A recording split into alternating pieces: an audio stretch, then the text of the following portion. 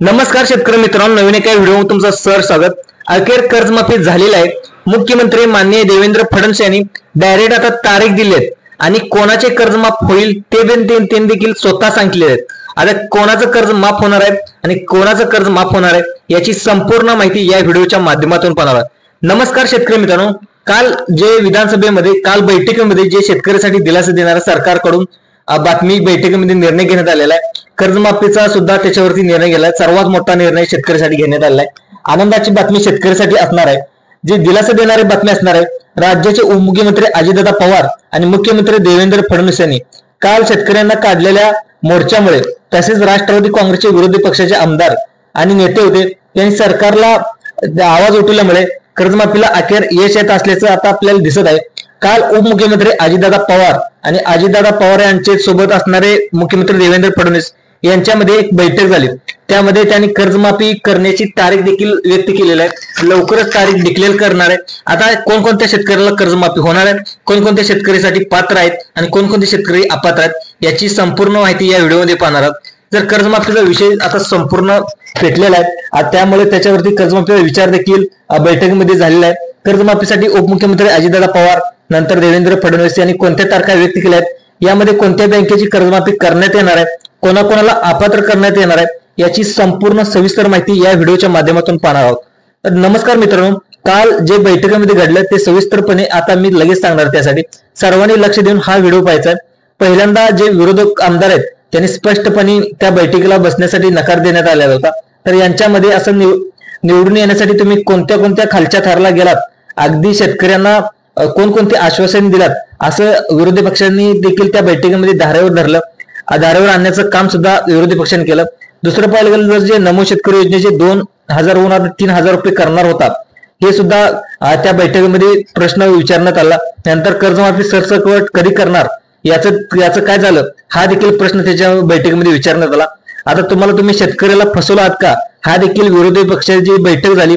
जे महाराष्ट्रामध्ये बैठक झाली होती ते उपमुख्यमंत्री अजितदादा पवार, विरोधी पक्ष नेते, नंतर वेगवेगळ्या लोकांची बैठक झाली होती। त्या बैठकीमध्ये प्रश्न उपस्थित करण्यात आला होता। आता तुम्ही असं खोटं बोलून शेतकऱ्यांना किती दिवस फसवणार आहात? पुढील निवडणुकीच्या टायमाला तुम्हाला शेतकरी एक सुद्धा मत देणार नाही, हे तुम्ही कधीच विसरू नका। अशा प्रकारच्या वक्तव्यामुळे आणि विरोधकांनी विचारलेल्या एका कडक प्रश्नामुळे सरकारला आता जाग आल्याचं दिसून आलेलं आहे। यामुळे अजितदादा पवार आणि मुख्यमंत्री देवेंद्र फडणवीस नक्की काय म्हणालेत हे लगेच बघा। लगेच त्यामध्ये कोणता विचार करण्यात आले, या बैठकीमध्ये कोणता निर्णय घेण्यात आलेला आहे याची संपूर्ण डिटेल या व्हिडिओच्या माध्यमातून देणार आहे। शेतकरी मित्रांनो, सरकार आता पूर्ण घाबरलेलं आहे। त्यातच तुमच्यासाठी आनंदाची बातमी देखील आली आहे की सरकारने आता नेमकी तारीख जाहीर केली आहे। आता कोणत्या तारखेला कर्जमाफी होणार त्याची तारीख सुद्धा आपल्यापर्यंत आलेली आहे। पण शेतकरी मित्रांनो, त्याआधी आपण पाहूया कोणकोणत्या बँकेचं कर्ज माफ होणार आहे हे देखील लगेच पाहणार आहे। तुम्ही कोणत्या बँकेतून कर्ज घेतले त्या बँकेचं कर्ज माफ होणार आहे का याची संपूर्ण माहिती या व्हिडिओमध्ये पाहणार आहोत। सर्वात पहिली बँक आहे ते म्हणजे बँक ऑफ बरोडा, दुसरी बँक आहे ते म्हणजे कॅनरा बँक, दुसरी बँक आहे ते म्हणजे पंजाब नॅशनल बँक, दुसरी बँक आहे युनियन बँक, नंतर बँक ऑफ इंडिया, नंतर सेंट्रल बँक ऑफ इंडिया, नंतर स्टेट बँक ऑफ इंडिया, नंतर पंजाब नॅशनल बँक, नंतर बँक ऑफ महाराष्ट्र, नंतर इंडियन ओव्हरसीज बँक। या इंडियन ओव्हरसीज या ज्या शेतकऱ्यांनी या बँकेतून तुम्ही कर्ज घेतला असेल तर या बँकेतून देखील तुमचं कर्ज माफ झाले असेल। नंतर ज्या शेतकऱ्यांनी इको बँकेतून कर्ज घेतलं असेल या शेतकऱ्याचं सुद्धा कर्ज माफ होणार आहे। दुसरी बँक आहे ती म्हणजे बंधन बँक, ज्या शेतकऱ्यांनी बंधन या बँकेतून कर्ज घेतले या शेतकऱ्यांचं देखील कर्ज माफ होणार आहे। दुसरं पाहिलं गेलं तर ज्या शेतकऱ्यांनी बँक ऑफ इंडियातून कर्ज घेतले त्या शेतकऱ्याचं सुद्धा कर्ज माफ होणार आहे। नंतर सेंट्रल बँक ऑफ इंडिया या बँकेतून कर्ज घेतले त्या शेतकऱ्याचं देखील कर्ज माफ होणार आहे। ज्या शेतकऱ्यांनी पोल्ट्रीसाठी असेल, नंतर कोणकोणत्या ट्रॅक्टर खरेदी असेल या गोष्टीसाठी तुम्ही स्टेट बँक ऑफ इंडियातून कर्ज घेतलं असेल त्या शेतकऱ्याचं देखील कर्ज माफ होणार आहे। दुसरं पाहिजे असेल तर ज्या शेतकऱ्यांनी पंजाब नॅशनल बँकेतून कर्ज घेतले या बँकेतून देखील तुमचं नक्कीच कर्ज माफ होणार आहे। याची संपूर्ण डिटेल माहिती या व्हिडिओच्या माध्यमातून। आता दुसऱ्या बँका कोणकोणत्या आहेत त्या सुद्धा लक्ष देऊन पहा। ज्या पुढच्या बँका आहेत, दुसरी बँक आहे ते म्हणजे ज्या शेतकऱ्यांनी ऍक्सिस बँकेतून कर्ज घेतले त्यांचं सुद्धा कर्ज माफ होणार आहे। दुसरं पाहायला गेलं तर आयसीसी बँक, नंतर HDFC बँक, नंतर फेडरल बँक, नंतर JK बँक, नंतर इंडस्ट्रियल बँक, नंतर IDFC बँक, नंतर येस बँक, नंतर बंधन बँक, नंतर कर्नाटका बँक, नंतर CSB बँक, नंतर DCB बँक, नंतर दुसरं पाहायला गेलं तर धनलक्ष्मी बँक, दुसरं पाहायला गेलं तर कोटक बँक, नंतर इंटरनॅशनल बँक, नंतर आरबीएल बँक, नंतर अशा वेगवेगळ्या जवळजवळ 15 ते 20 बँका ज्या ज्या महाराष्ट्रात बँका आहेत, ज्या ज्या शेतकऱ्यांनी ज्या ज्या बँकेतून कर्ज घेतले, या संपूर्ण बँकेतून शेतकऱ्याचं कर्ज माफ करण्याचा निर्णय महाराष्ट्र सरकारकडून घेण्यात आलेला आहे. दुसरी बँक असेल ती म्हणजे आयडीबीआय बँक, नंतर टॅब बँक, या सर्व बँकेतून आता कर्ज माफ होणार असल्याची माहिती, सर्वात मोठी माहिती महाराष्ट्राचे मुख्यमंत्री देवेंद्र फडणवीस आणि अर्थमंत्री आणि उपमुख्यमंत्री अजितदादा पवार यांनी बैठकीमध्ये निर्णय घेण्यात आला. तुम्हाला बँकाची लिस्ट सुद्धा सांगत आहे. दुसरं पाहिलं तर याच्यावरती आता कधी कर्ज माफ होणार आहे याची तारीख देखील मी लगेच सांगणार आहे. शेतकरी मित्रांनो, ज्या ज्या बँका आहेत या मोठमोठ्या बँका आहेत आणि या बँकेमधून जर तुम्ही कर्ज घेतलं असेल तर तुमचं कर्ज सुद्धा लगेच माफ होणार आहे. दुसरं पाहिलं गेलं तर मग आता कर्जमाफीची कोणती तारीख जाहीर करण्यात आली आहे याबद्दल देखील मुख्यमंत्री देवेंद्र फडणवीस आणि अर्थमंत्री अजितदादा पवार यांनी कोणता विचार केलाय आणि कधी तारीख जाहीर करणार आहेत आणि किती तारीख दिलेली आहे याची संपूर्ण माहिती या व्हिडिओच्या माध्यमातून पाहणार आहोत. शेतकरी मित्रांनो, यामध्ये आता सर्व शेतकऱ्याचं कर्ज माफ होणार नाही. यामधून काही शेतकऱ्यांना आता वगळण्यात देखील आलेलं आहे. आता कोणकोणत्या शेतकऱ्यांना वगळण्यात येणार आहे, कोणकोणते शेतकरी अपात्र होणार आहेत. मग आता तुम्हाला प्रश्न पडला असेल की कोणत्या शेतकऱ्यांना यामधून वगळण्यात येणार, आणि यामध्ये स्पष्ट सांगण्यात आले आहे काही नियम आणि अटी घालून देण्यात आलेले आहेत. त्या नियम आणि अटीमध्ये तुम्ही पात्र असाल तरच तुमचं कर्ज माफ होणार आहे. सध्याच्या स्थितीला पाहायला गेलं तर राज्यात दररोज सरासरी 8 शेतकऱ्याच्या आत्महत्या होत आहेत. कर्जबाजारीमुळे अनेक शेतकरी जे विदर्भ असेल, मराठवाडा असेल, नंतर पश्चिम महाराष्ट्र असेल, या संपूर्ण महाराष्ट्रात दररोज 8 शेतकरी आत्महत्या करत आहेत. याच्यामुळे आत्महत्याचा प्रश्न अतिशय गंभीर बनत चाललेला आहे. 56 महिन्यात राज्यात दररोज सरासरी 8 शेतकऱ्याच्या आत्महत्या होत आहेत आणि ते पण कर्जबाजारीपणामुळे होत आहेत. त्यामुळे सरकारने याच्या बाबतीत सर्वात मोठा निर्णय घेण्यात आला आहे. राज्यात गेल्या वर्षी जानेवारी 1 ते डिसेंबर 2024 या एका वर्षात विदर्भ आणि मराठवाड्यात जवळजवळ 2706 शेतकऱ्यांनी आत्महत्या केल्या. त्यामुळे अशा काही गोष्टीचा राज्य शासनाने विचार करून आता कर्जमाफीचा निर्णय घेण्यात आलेला आहे.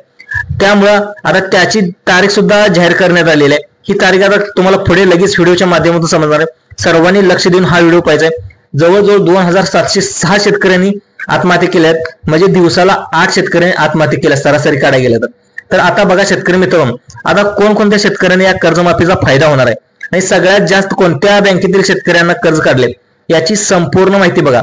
आता बरेच शेतकरी थकीत कर्जमाफ राज्य सरकार करेल अशा ठेवून बँकेकडून घेतलेले कर्ज आहे ते कर्ज थकीत ठेवलं असेल. अनेक जे शेतकरी आहेत ते अनेक चिंतेत सुद्धा असतील. तर यामध्ये ज्या शेतकऱ्याचं थकीत कर्ज आहे किंवा शेतकरी रेग्युलर मध्ये कर्ज भरतात किंवा काही महिन्याखाली बऱ्याच शेतकऱ्यांनी आपलं थकीत कर्ज आहे ते कर्ज रिन्यू देखील केलेलं आहे असेल, तर सर्व शेतकऱ्यांना आता राज्य सरकार कर्ज माफ करण्याच्या अगोदर या 4 गोष्टी कर्जदार शेतकऱ्याच्या पाहिल्या जाणार आहेत. अर्थात त्या कोणत्या 4 गोष्टी आहेत ते लगेच सर्वांनी लक्ष देऊन पहा. यामध्ये काही खूप गोष्टी आनंदाच्या देखील असतील, काही गोष्टी थोड्या दुःखाच्या देखील असतील. सर्वात पहिली जी दुःखाची माहिती आहे ते म्हणजे बँकेकडून ज्या ज्या शेतकऱ्याचं थकीत कर्ज असेल तर अशा शेतकऱ्यांना कर्ज बँक वसूल करतायत. हे सर्वात पहिलं जिल्ह्यातील सहकारी बँक आहे, ती सहकारी बँक थकीत कर्ज मोठ्या प्रमाणात वसूल सुद्धा करतायत. अनेकांच्या ज्या शेतकरी आहेत त्या शेतकऱ्यांच्या घरी अनेक नोटिसा देखील आल्यात, कर्ज भरून. आता कर्ज भरा म्हणून ज्या बँकेकडून नोटीस येत आहेत त्याला आपण उत्तर काय द्यायचं याच्याबद्दल देखील मी व्हिडिओच्या शेवटी देणार आहे. तर नंतर तुम्हाला एकही बँक तुम्हाला कर्ज भरण्यासाठी फोन करणार नाही, कारण जिल्ह्यामध्ये सहकारी बँकेच्या थकीत कर्जाचा आकडा जवळपास 2200 कोटी रुपयाच्या घरात गेलेला असून आता बँका आर्थिक अडचणीचा सामना देखील करतायत. आर्थिक स्थिती या बँकाची अतिशय नाजूक असल्यामुळे या बँकेचा परवाना देखील रद्द होण्याच्या मार्गावर आहे. त्यामुळे परवाना वाचवण्यासाठी प्रत्येक जिल्ह्यामध्ये सहकारी बँकेला जवळपास 700 कोटी रुपये वसूल करावे लागणार आहेत. त्यामुळं शेतकऱ्यांच्या घरी वारंवार नोटिसा देखील येत आहेत. सर्व बँकांच्या अधिकाऱ्यांनी कर्ज वसुलीवर भर देण्याच्या सूचना देखील जिल्ह्यामधील सहकारी बँकेला दिलेल्या आहेत. त्यामुळे त्यांचा आता थकीत कर्ज असेल अशा शेतकऱ्यावर बँकेकडून मोठ्या प्रमाणात एक प्रकारचा प्रेशर देखील निर्माण केला जात आहे. शेतकऱ्याच्या मोबाईलवर नंतर बँकेकडून कॉल देखील केले जातात किंवा बँकेकडून शेतकऱ्याच्या घरी वेगळ्या माध्यमातून त्यांच्या घरी नोटीस देखील पाठवल्या जातात, कर्ज भरून. त्याचबरोबर कर्ज न भरल्यास त्यांच्यावरती दंडात्मक कारवाई देखील करेल अशा सूचना देखील आता बँकेकडून शेतकऱ्याकडून दिल्या जातात. कारण कर्जमाफी करण्याच्या अगोदर अशा प्रकारचा दबाव शेतकऱ्यावर निर्माण केला जातो, परंतु या दबावाला बरेच शेतकरी आपलं थकीत कर्ज असलेलं बँकेला कर्ज असलेलं ते बँक कर्ज आता ते परत सुद्धा करतायत आणि शेतकरी रिन्यू देखील करतायत। जर शेतकऱ्याला बँकेकडून नोटीस येत असेल किंवा कॉल येत असतील, अशा शेतकऱ्यांनी काय करायचं बघा, आपण बँकेकडून जे घेतलेलं कर्ज आहे ते माफ होण्यासाठी शेतकऱ्याला एक काम करायचं आहे, म्हणजे ज्या बँकेकडून तुम्ही कर्ज घेतलं असेल ते कर्ज रिन्यू करायचं नाही, म्हणजेच तुमचं जे थकबाकीचं पैसे अजिबात बँकेनं भरायचं नाही। आता तुमच्या मनामध्ये प्रश्न झाले असेल, आता नेमकं करायचं काय? तर तुमच्याकडे तर पैसे नाहीत एकतर, आणि तुम्हाला तर कर्ज भरायला तर तुम्ही दुसऱ्या लोकांकडून कर्ज भरून बँकेचं लोन क्लिअर करणार आणि तुम्हाला दुसरं कर्ज सुद्धा बँकेकडून घेणार, असं कंटिन्यू चालत राहणार। आता तुम्हाला जे कर्ज माफ होणार तर 100% होणार आहे। जर तुम्ही थकबाकीचे पैसे भरून आपलं कर्ज रिन्यू केला तर तुम्हाला नियमित कर्ज भरणारे शेतकरी म्हणून तुमची ओळख होणार, म्हणून तुमचं कर्ज आता माफ केलं जाणार नाही। हे सर्वांनी लक्षात घ्या। जर तुम्ही कर्ज घेतलेल्या बँकेकडून कॉल करण्यात आला तर त्या बँकेला सांगायचं की राज्य शासनाने त्यांच्या नियमात कर्जमाफी करणार आहोत असं आश्वासन दिलेलं आहे। राज्य शासनाने शेतकऱ्याला कर्जमाफीचं आश्वासन दिलेलं आहे, त्यामुळे जे आमचं थकीत कर्ज आहे ते कर्ज आम्ही बिलकुल त्या ठिकाणी बँकेला परत करणार आहे असं त्यांना उत्तर द्यायचं आहे। आता बघा 2017 मध्ये कर्जमाफीमध्ये 48 लाख शेतकऱ्यांना 19,800 कोटीची कर्जमाफी देण्यात आली होती, तर 2019 व 2020 मध्ये 30 लाख शेतकऱ्यांना 20,000 कोटीची कर्जमाफी करण्यात आली होती। बाकी सध्या 2025 मध्ये कोणकोणत्या जिल्ह्यामध्ये किती शेतकऱ्यांची थकबाकी आहे या ठिकाणी तुम्ही बघू शकता। तर 2017 मध्ये देवेंद्र फडणवीस यांचं सरकार असताना, देवेंद्र फडणवीस मुख्यमंत्री असताना शेतकऱ्याचं कर्जमाफ झालं होतं, आणि त्यानंतर लगेच 2 वर्षानंतर म्हणजेच 2019 मध्ये उद्धव बाळासाहेब ठाकरे यांचं महाविकास आघाडीचं सरकार आलं, त्याने देखील बऱ्यापैकी कर्जमाफी शेतकऱ्याला दिली।